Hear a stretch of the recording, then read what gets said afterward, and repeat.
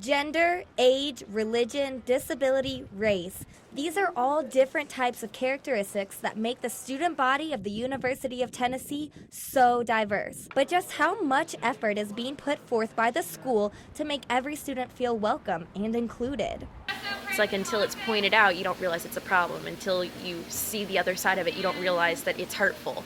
Leela Marlin, a current student, is also the Director of Diversity Affairs at the university. With this position, Marlin is aware of nearly every single diversity inclusion issue. But Marlin is frustrated with the offensive language she hears on campus. Balls don't say, "That's gay," or "That exam raped me." Stuff like that, just because it could be offensive or it could trigger something for somebody else. It's not something that would generally promote inclusivity.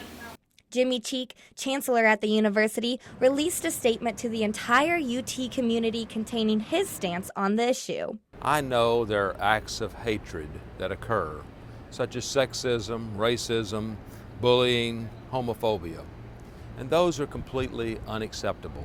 Diversity inclusion is also an issue for students of racial minorities. Currently, the student body represents over 100 different countries from around the world. The University of Tennessee actually offers multiple resources for students of racial minority. For example, the Black Cultural Center right behind me. There's also the International House just a few steps away.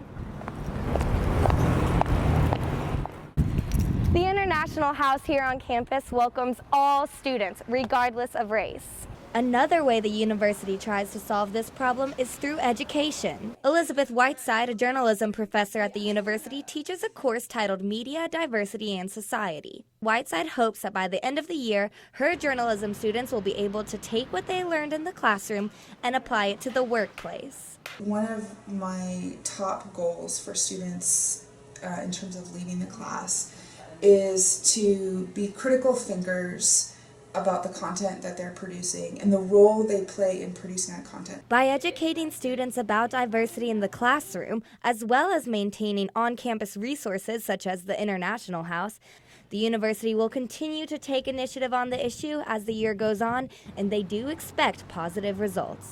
Harry, coach. All of the veterans, they're all volunteers. This National Night Out event at Edgewood Park allowed for families and friends to come together and celebrate the veterans as they receive their awards of honor. Event coordinator Michael Dewar says all veterans of every type share a special bond. Those roots run deep. Doesn't matter what war or what battle, they run deep. However, the veterans say they haven't always been so openly appreciated by the public. But Holly Matthews is grateful for the change of heart. We are just very proud that we can say thank you and honor the veterans that perhaps did not receive the recognition they deserved when they came back from Vietnam. Vietnam veteran Claude L. Abbott agrees. I'm glad to see the spirit of this country change toward our veterans. Abbott also hopes that this positive acceptance continues for future soldiers. We're trying to welcome all the new veterans coming in from Iraq, Kuwait, Afghanistan.